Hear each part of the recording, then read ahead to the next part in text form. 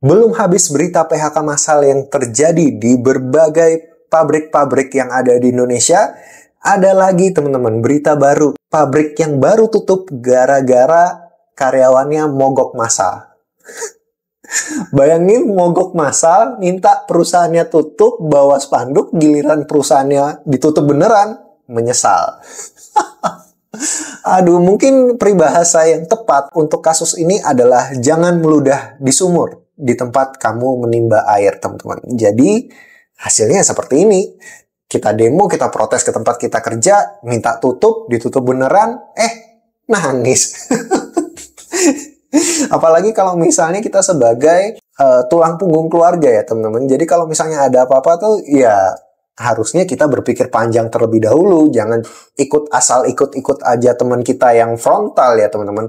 Dipikirin dulu apa ruginya nanti buat kita. Kalau sudah perusahaannya rugi, ya nanti yang akhirnya yang rugi ya kita juga. Makanya itu adalah peribahasa yang paling tepat. Jadi jangan sampai kita tuh meludahi sumur tempat kita menimba air. Jangan menjelek-jelekan perusahaan di mana tempat kita bekerja. Lebih bagus, lebih gentle, lebih fair kalau misalnya kamu nggak suka dengan sesuatu di tempat kerja kalian dan kalian tidak bisa memperbaiki hal tersebut. Sudah ngomong baik-baik, kalau misalnya tetap tidak bisa, ya udah kalian keluar cari perusahaan lain. Daripada kalian tetap di dalam, kalian membutuhkan kontribusi dari perusahaan, tetapi kalian tidak mampu memberikan kontribusi yang baik bagi perusahaan. Kalian hanya merongrong. Itu kan repot ya, teman-teman. Oke, kita bahas kronologinya. Jadi gimana sih kronologinya dari kasus ini? Dilansir dari bisnis.com, gelombang pemutusan hubungan kerja atau PHK massal di sektor tekstil kembali mengguncangkan Kabupaten Cirebon. Sebanyak 1.126. Wah, banyak banget ya. Pekerja dari PT Yihong Novatex Indonesia resmi diberhentikan pada awal Maret 2025. Menandai salah satu PHK massal terbesar dalam beberapa tahun terakhir di wilayah tersebut. Bayangin 1.000 orang tuh banyak loh teman-teman. Apalagi dalam satu kota itu 1.000 orang tuh wah kerasa banget ya. Kalau tiba-tiba ada pengangguran 1.000 orang dalam satu kota tuh wah serem sih, serem. Jadi kronologi peristiwa ini menunjukkan kompleksitas hubungan industrial yang belum sepenuhnya sehat. Bahkan di tengah upaya pemerintah menjaga iklim investasi, kisah bermula dari pemecatan 3 anggota serikat pekerja yang dinilai aktif menyuarakan aspirasi buruh. Pemutusan kontrak terhadap ketiganya dilakukan tanpa penjelasan memadai dari pihak perusahaan. Buruh lainnya merespon situasi itu dengan melakukan aksi mogok kerja selama 4 hari berturut-turut. Mereka menuntut klarifikasi dan menolak kebijakan sepihak perusahaan yang dianggap diskriminatif terhadap pengurus serikat. Alih-alih merespon tuntutan dengan dialog, manajemen PT Yihong justru mengambil langkah mengejutkan. Pada tanggal 10 Maret 2025, pihak perusahaan mengumumkan PHK massal lebih dari 1.100 pekerja. Keputusan itu sontak membuat geger kalangan buruh dan memicu protes yang luas. Perusahaan beralasan terjadi penurunan drastis dalam jumlah pesanan, disertai gangguan operasional akibat mogok kerja sebelumnya. Namun alasan itu dianggap tidak masuk akal oleh para pekerja yang mengaku baru saja menyelesaikan kontrak pengiriman besar ke sejumlah buyer di luar negeri. Kami baru lembur minggu lalu karena target ekspor. Kok tiba-tiba sepi order? Kata Suryana, perwakilan buruh. Di sisi lain, mogok kerja yang dimaksud terjadi selama 3 hari berturut-turut dipicu karena keterlambatan pembayaran gaji dan jam kerja yang tidak manusiawi.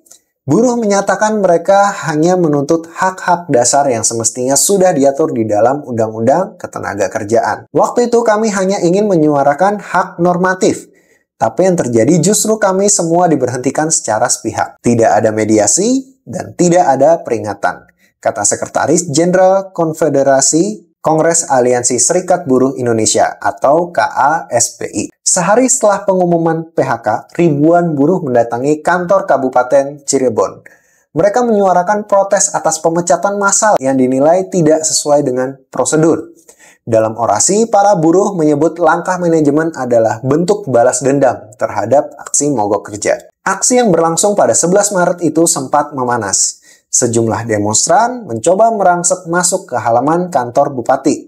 namun berhasil ditenangkan oleh aparat kepolisian yang berjaga. Meski begitu, tuntutan mereka tetap sama, yakni dibatalkannya PHK, lalu dipekerjakannya kembali oleh perusahaan. Melihat eskalasi konflik yang kian membesar, Dinas Ketenagakerjaan Kabupaten Cirebon segera melakukan langkah mediasi. Pada tanggal 12 Maret, pertemuan difasilitasi antara perwakilan buruh dan manajemen PT Yihong Novatex. Disnaker juga melakukan audit internal untuk memverifikasi klaim perusahaan mengenai penurunan produksi. Hasil awal menunjukkan perusahaan tidak dalam kondisi yang pilot dan masih memiliki kapasitas produksi yang berjalan. Meskipun mediasi telah berjalan lebih dari 2 pekan, hingga kini belum ada titik temu antara kedua belah pihak. Para serikat pekerja juga masih bertahan pada tuntutan agar buruh dipekerjakan kembali, sementara manajemen belum memberikan sinyal untuk mencabut keputusan PHK massal.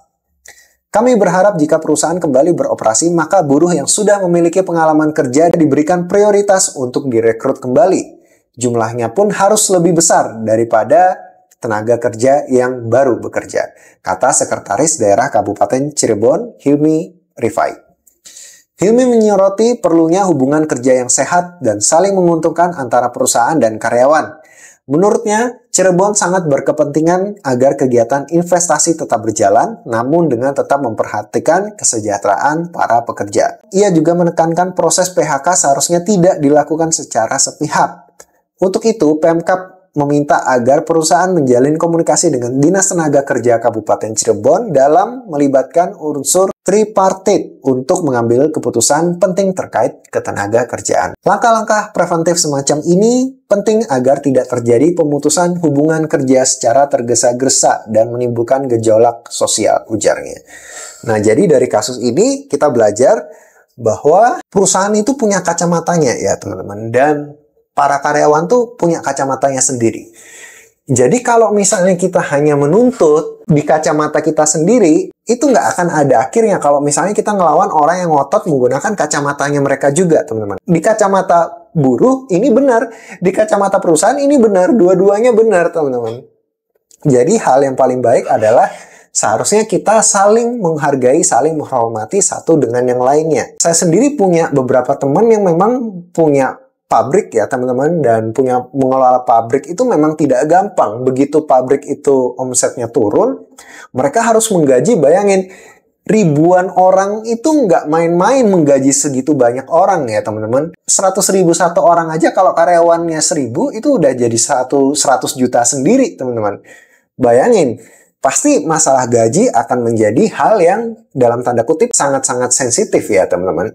Mungkin kita ngerasa perusahaan ini untung, tapi kan kita nggak tahu jangka panjang kebutuhan perusahaan bagaimana, perusahaan ingin ekspansi atau enggak, atau mungkin perusahaan melihat bahwa di depan itu ada kondisi yang tidak baik, ada kondisi yang tidak stabil. Apalagi kita tahu dari awal tahun kondisi politik dan kondisi ekonomi di Indonesia pun tidak stabil teman-teman. Jadi kalau misalnya ada kasus-kasus seperti ini, mungkin pabrik-pabrik, perusahaan-perusahaan itu sudah ancang-ancang kalau mau ada apa-apa ya udah cabut sekalian, cari di negara yang lebih stabil, kayak gitu ya teman-teman. Jadi kondisi kita ini lagi tidak baik, kondisi ekonomi lagi tidak baik. Kalau misalnya kita sebagai karyawan, sebagai pekerja, kita menuntut yang terlalu banyak ke perusahaan kita, ya yang punya perusahaan juga pasti pusing teman-teman, karena kondisinya juga lagi tidak baik. Dan kita kan nggak tahu kalau misalnya cuma ngelihat dari omset aja. Misalnya kita sebagai karyawan, kita kan ada variabel-variabel di luar sana yang mungkin tidak kita ketahui. Kayak misalnya investasi pabrik di awal sana udah BEP apa belum,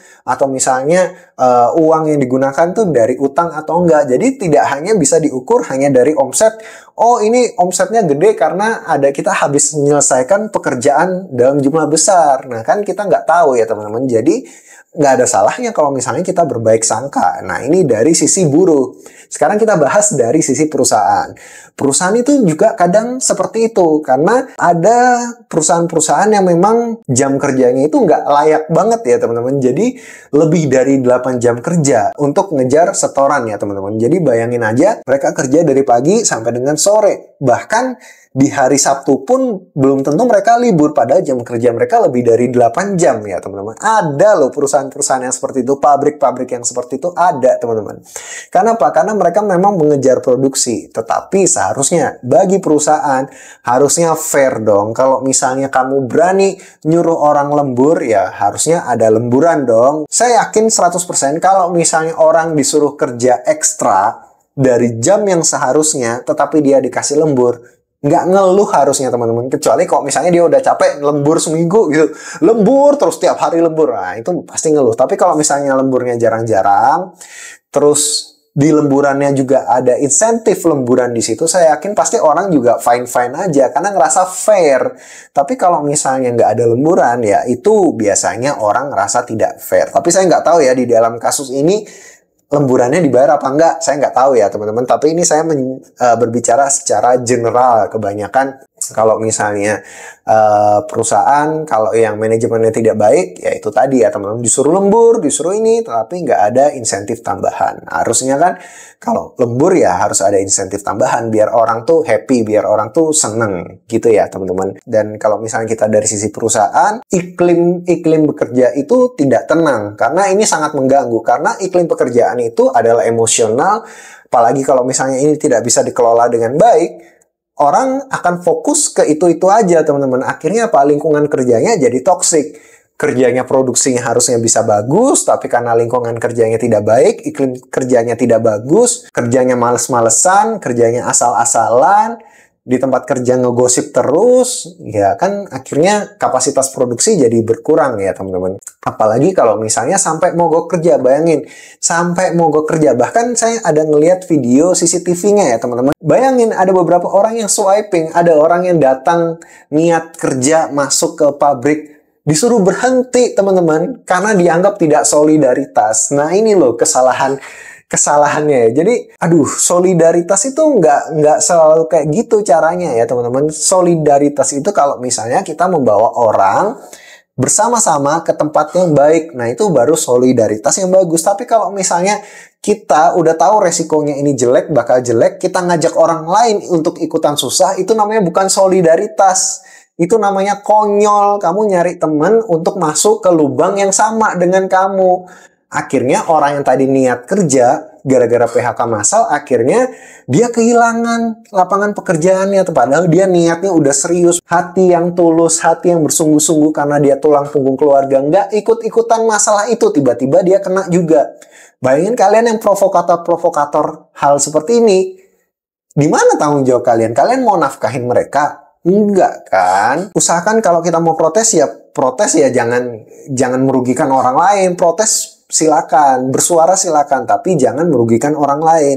Mungkin ini juga bisa menjadi salah satu catatan di perusahaan tersebut. Kenapa akhirnya mereka memberhentikan orang-orang tadi ya? Mungkin kalau misalnya kelakuannya seperti ini tadi ya, saya pun kalau punya perusahaan pasti saya berhentikan. Kalau misalnya tujuannya itu ngomel tapi kontribusinya nggak ada, misalnya kayak gitu ya teman-teman. Kecuali kalau misalnya kontribusi dia bagus, kontribusi dia besar di perusahaan ini, dia mau ngomong apapun pasti kita dengar. Jadi teknik komunikasinya di dalam perusahaan itu, kalau kamu mau didengar oleh perusahaan, kamu harus menjadi orang yang paling banyak berkontribusi di dalam perusahaan tersebut. Kuncinya cuma itu, nggak ada yang lain.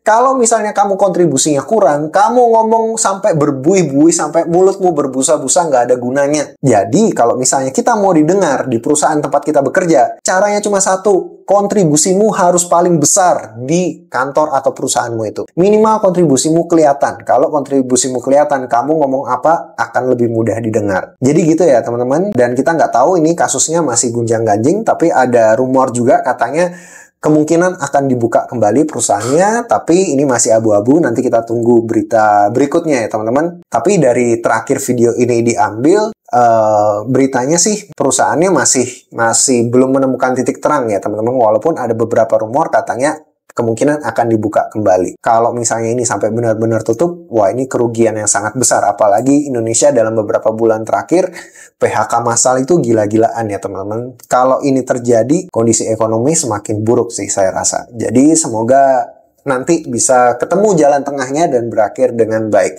Tetap semangat para buruh dan tetap semangat juga bagi yang punya perusahaan. Semoga kalian membuka pintu maaf sebesar-besarnya, karena kasihan banyak orang-orang yang tidak bersalah, yang tidak ikut-ikutan, yang akhirnya kena PHK juga. Seharusnya janganlah teman-teman. Jadi semoga ini perusahaan yang bisa buka kembali dan orang-orang bisa kembali mendapatkan lapangan kerja yang baik.